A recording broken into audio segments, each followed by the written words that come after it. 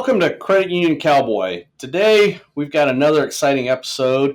We've got Kim from the Tennessee Credit Union League. She's going to discuss with us elder abuse. A lot of people don't know what, how, or anything else about elder abuse, and some even don't even know it exists. So today, we're going to dive into that and talk a little bit about it. So, Kim, welcome. Thank you so much for being here. And let you kick it off. Just kind of give us an overview of what is elder abuse. Well, thanks, Ron. So, all right, I'll start with the technical definition. So, elder financial exploitation is the illegal or improper use of someone else's financial assets. So, we're talking about citizens who are 65 and older or 18 years and older in Tennessee and have a financial or have a physical or mental impairment. So that gives us a very technical. So drill down on that. So our audience, myself, everybody else, kind of understands what's a non-technical aspect of elder abuse, and how would we identify that? Well, what we're really talking about is someone taking advantage of either a family member, a friend, or a stranger taking advantage of someone else. What we see oftentimes is could be debit card transactions, could be checking account transactions, uh, lots of romance scams that we're seeing happen. But generally, it's assets that elderly people that have saved their lifetime for assets are being transferred out, and so they're losing their lifetime savings to people that are taking advantage of them. What type of ages are we looking for? Myself, I'm 59. Could I have elder abuse at 59, or is the definition somebody older? Are they, retired, 65 plus? Where are we looking at as far as something like this happening? Well, I mean, there's the technical definition of 65 and older. That's the legal definition in Tennessee. But I don't really think that's the definition we're talking about, because there's a couple of things that happen. So there is social isolation that happens. And that's one of the causes of elder financial exploitation. That's when, as you get older, you either lose family and friends. Maybe someone loses their spouse, or as they get older, they lose friendships, or they move from family and friends. I have a family member that's dealing with this now. Their spouse has recently passed away. They've moved to a new home, so they've lost a spouse, they've lost friendships, they've lost neighbors. They're socially isolated.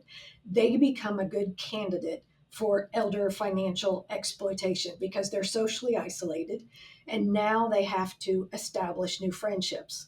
When you establish new friendships, you also have to establish new trust. That person might be a great person, but you don't know that. That person might also be someone who might be preying on a new person who's looking for a friend. So, social isolation is one way that we see elder financial abuse occur. The second way is cognitive decline. And that happens naturally as we age. And I don't think there's any magical age that happens. Scientifically, it progresses as we get older. As the population increases, I mean, every single day, 10,000 Americans turn 60 and older. So 10,000 people 60 and older. And we know that in Tennessee, 50% hold the majority of the wealth. So it's kind of like it sets up this perfect storm for elder financial exploitation, because the majority of the population is aging. The majority of the population holds the majority of the wealth. And so now you have this perfect storm of people that are sensitive to financial exploitation. And if you don't have parameters, if you don't have kind of safeguards in place, and if you don't have education in place, then it kind of is it's a recipe for disaster. One other Hmm. thing that people don't always realize is our generation has changed the way we save for retirement. So years ago, Hmm. retirement came in the form of pensions. We didn't control, we didn't have personal control of our retirement. You would get a monthly pension check. Now, with 401ks, we are contributing to our own retirement, but we may actually have control of our own retirement. So we're going to personally have access to a large pool of assets that years ago we wouldn't have access to. So that changes the dynamic of elderly people who have access to their financial situation. The problem with that is scam artists and people who want to take advantage of elderly people know that, and they're going to use that to their advantage. Interesting. Yeah. Because, like you said, both my parents were on pensions, so they didn't have access to anything other than monthly what came to Hmm. them. But you said, we have retirement accounts, IRA qualifying accounts, and everything like this, but the members have access to all of that. So, very interesting. What should we be looking for if we suspect something going on like elder abuse? Maybe we've got a neighbor or something and we're kind of a little iffy about it.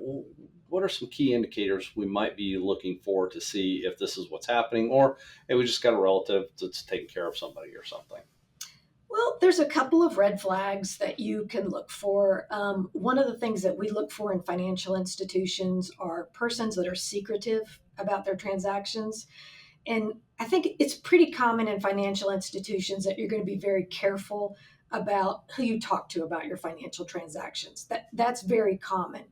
But when you become very secretive, for example, you don't want to share any information whatsoever. So if I were to ask you and say, Ron, I'm very concerned about this transaction that you're doing. Say, for example, you seem to be wiring $50,000 to your sister who lives in Idaho. Can you give me any more details about it?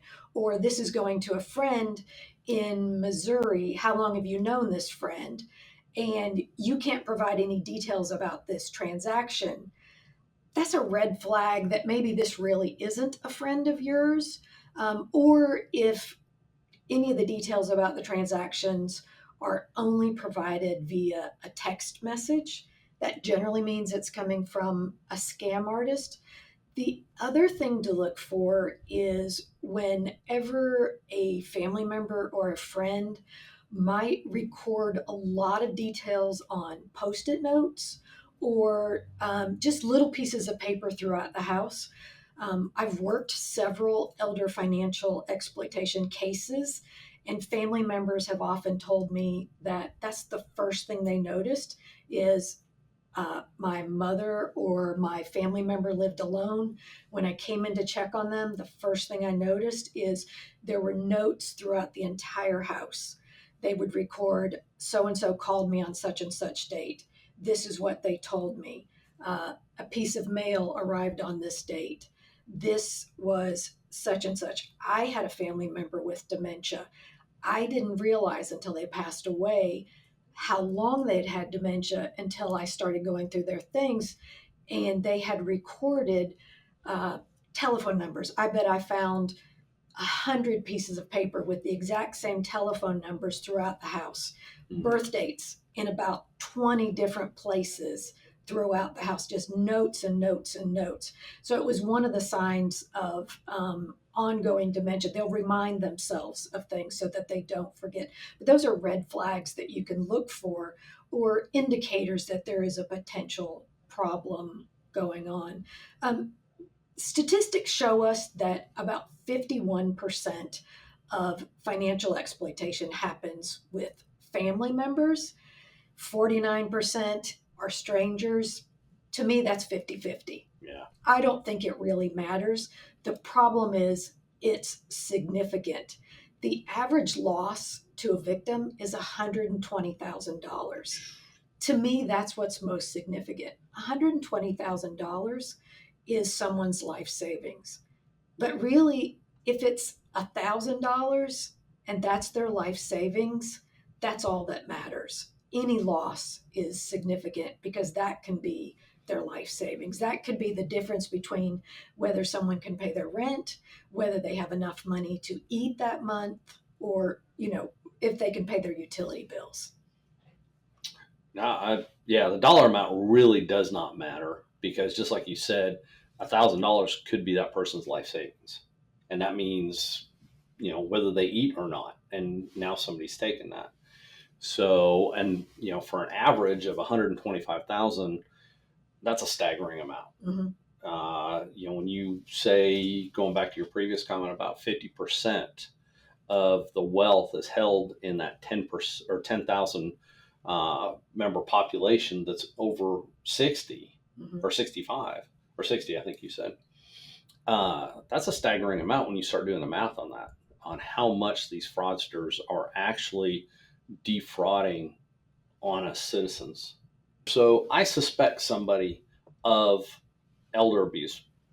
What are my steps to either report that or have somebody else check in to see, hey, is something going on here that shouldn't be? Where do I go as a citizen? Now, as a credit union employee, I know we've got certain things. We've had several cases of elder abuse here where, we had a gentleman who was on Facebook and only knew, as we found out, only knew this person through Facebook Messenger.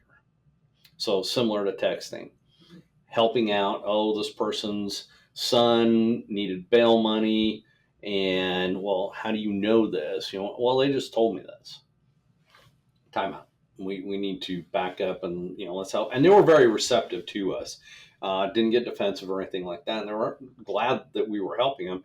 They were also very upset because they thought this was a friend and this was somebody they were helping. But if I suspect one of my neighbors or something else like that is being taken advantage, not as a financial person, what would be my steps that I would take to, like I said, report this or do further investigation to find out what's going on? Well, very, very important. Every citizen of the state of Tennessee is required by law to report if you do suspect that anyone is the victim of elder abuse of any type. So, your first step would be to contact Adult Protective Services in Tennessee, and they have an 800 number and they have online reporting as well. Alternatively, you would contact local law enforcement to report that. If it was someone who's in immediate danger, you'd first want to start with 911 and call 911. But every citizen is required to report by law. So you definitely would want to do that because we all want to protect our elderly citizens. Oh, absolutely. And, it's one of those, okay, I reported it, the investigation happened. No, it wasn't. It was, a family member helping them out, pay bills, what have you. Yeah. No harm, no foul there. But if they were nefariously taking funds for their own use and leaving that family member destitute, we got an issue.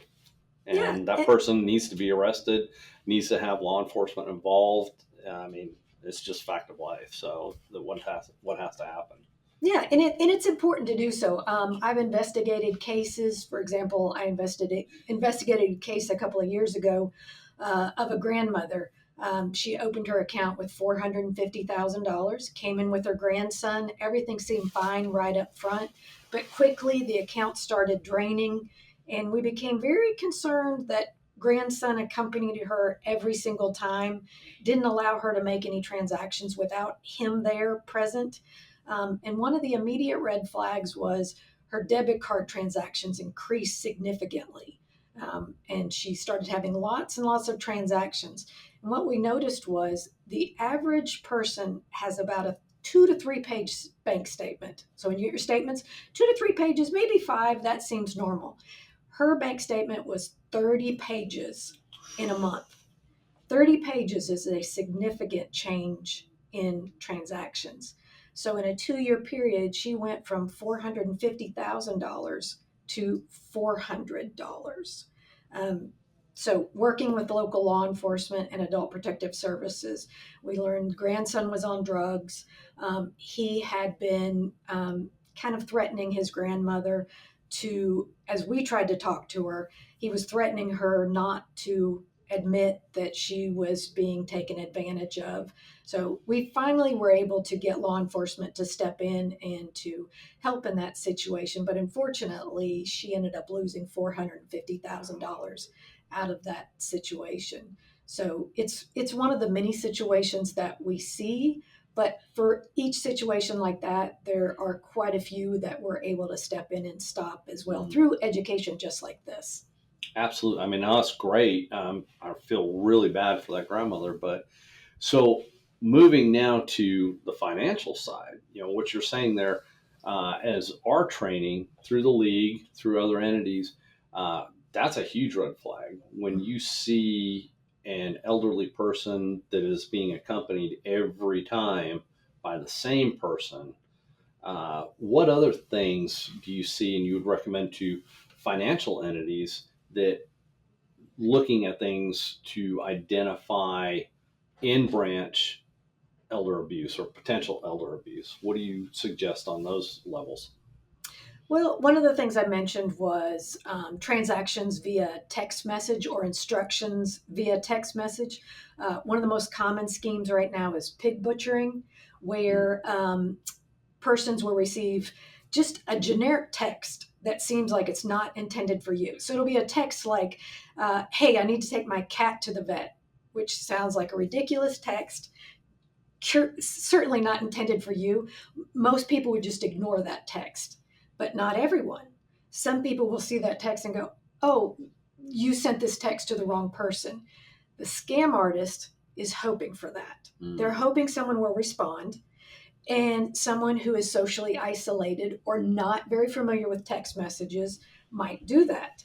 And so now the scam artist is going to start engaging in conversation. Oh, I'm so sorry that I text you. I didn't mean to do that. You sound like such a very nice person for responding to me. I really appreciate that. You're welcome. Well, now we've started a conversation. That conversation will go on and on for a couple of weeks. Then you've got a friendship going.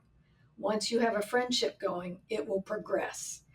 Then they will start a financial transaction. That financial transaction is where what the scam artist refers to as the pig.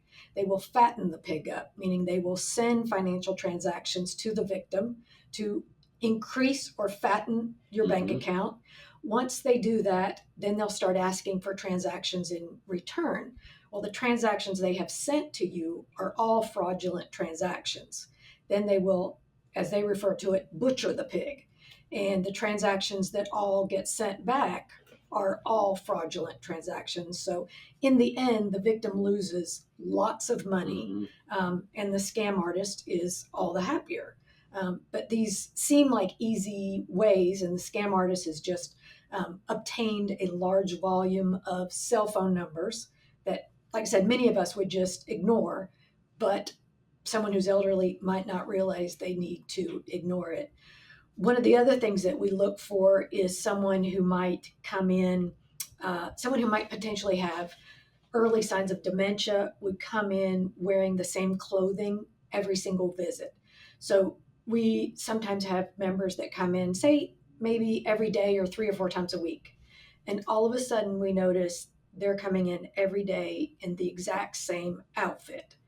Now, that's not necessarily something wrong with it, but if it's a person who doesn't normally do that, all of a sudden they start doing that. I had a case of this. They started coming in the exact same clothes. In addition to that, they asked to start sending $20,000 wires overseas. This was very unusual. So, as I questioned this person about it, he said, yes, this is my wife. I'm going to start sending her some money. And as I asked him further about it, how did you meet your wife? We got married online. So the more we learned about it, the more I could tell that this was a scam. And we wanted to do things to help him to block these transactions and to stop it from happening further. So these are some of the things that we see happening currently. And every time we find a new way that scam artists are trying to get to victims, it's kind of like plugging a hole in a dike. I mean, there'll be a new one tomorrow. Scam artists, what we need to keep in mind is that we're working hard to stop them, but this is how scam artists make money. Mm-hmm. They are working extremely hard to make money. And many of them work in overseas call centers during the day. And so during the day, they're getting numbers, they're getting access to email addresses in legitimate jobs during the day. Their nighttime job is taking that information and contacting victims. Sad, very sad. But the information that you just expanded upon here are great teaching tools that we can take back to all of our teams to have them watching, you know, question things. It's out of the norm for you to come in. We've got a member that comes in, once a week, takes out $400, goes on next week, $400.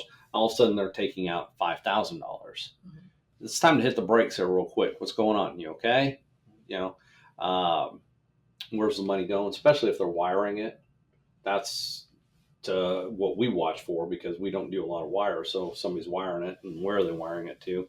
Um, so we go through a lot of that. And thank you to the league for a lot of the information we have that we go through with our teams to watch for things. We try to pull the member aside, sit down, talk to them. I know it's difficult, but we've had area or times too where we've had to separate, and we've learned from the elderly person that this is my granddaughter, great granddaughter, or somebody else that is wanting me to do this, and they need this money for something, and it's constantly. And Yeah. red flags again. We're saying that, hey, all right, stop.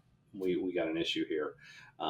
We've called law enforcement in, had them sit down and talk.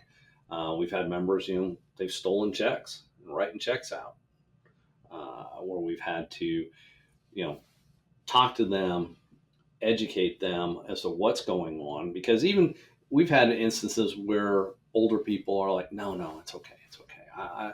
No, that's not there. I'm not being abused. Yeah. It's like, well, technically you are being abused. You are being taken advantage of. So, And I think family members are the hardest situation to deal with because 99% of the time, they don't want their family member to get in trouble, despite the fact that their family member is taking advantage of them. So that, to me, is one of the hardest ones that we have to deal with.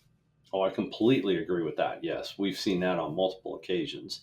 That no, I don't want them in trouble. I don't Yeah. want them in trouble. No, don't worry about it. It's okay. And it's like we're kind of obligated here. We Right. need to do things. So, well, in wrapping up, Kim, what other advice or comments or statistics do you have that you'd like to share that can really make an impact on our viewers and other credit unions, financial institutions, what have you? I have two things. One, only 1 in 44 cases gets reported in Tennessee. So another way to look at that is there are at least 44 cases out there that are not reported for every one case that is reported. So that's pretty significant. The number one tip that I would leave viewers with is don't be afraid to ask questions. Whether you are a family member, a friend, a financial institution employee, don't be afraid to ask questions. Questions like, are you sure you want to do this transaction? Can you tell me more about this transaction? How do you really know this person? Have you ever met this person in person? That seems to be the number one differentiator, because what we need to realize is that scam artists will really coach a person behind the scenes, and they will tell them, when you go to your bank, they're going to not want you to do this transactions. They're going to tell you you can't do this. So here's what I want you to tell them. They don't want you to do this because they don't want to lose this money. So they're telling them a different message. So when they come in, they already have this impression that we as a financial institution are trying to block the transaction, when in fact we're really trying to help them. We're trying to protect them from losing their life savings. So as a financial institution employee, we really need to be more comfortable with asking questions so that we can protect them and that we can help them and educate them on what's really happening behind the scenes. Oh, that's some great advice, and sometimes that's the toughest one, Mhm. but that's the most effective one too. Is ask questions. You might be saving somebody's life savings by asking one question that leads to another question, and you know that person will be internally grateful to you. We've of the cases we've had here, I'm going to say probably 85 to 95% of them have been just like what you described, where they had never met that person in person. Mhm. And it had been through text messaging, through Facebook Messenger, things like that is how they knew these people, but they have never met them in person. And so that is some great advice. And I would encourage everybody with their teams to talk to them and encourage, hey, if you see something out of the norm, you're not being intrusive, you're being protective. Yeah, absolutely. Okay, that's how you have to look at it. So, well, Kim, thank you so much for being here today. We really appreciate some great advice. I hope everybody out there has listened, takes us to heart. The biggest thing I will tell you that I've learned over the years, especially from Kim here, is ask questions. Don't be afraid to ask questions. You see something that doesn't look right, ask questions, because I'm going to say probably 75% of the time, you're on the right track. You need to be asking those questions because something bad is going on. So, again, thank you, Kim. Thank you, everybody out there. Another great episode here with Credit Union Cowboy. We appreciate everybody in our viewing audience. Thank you again. Have a great day.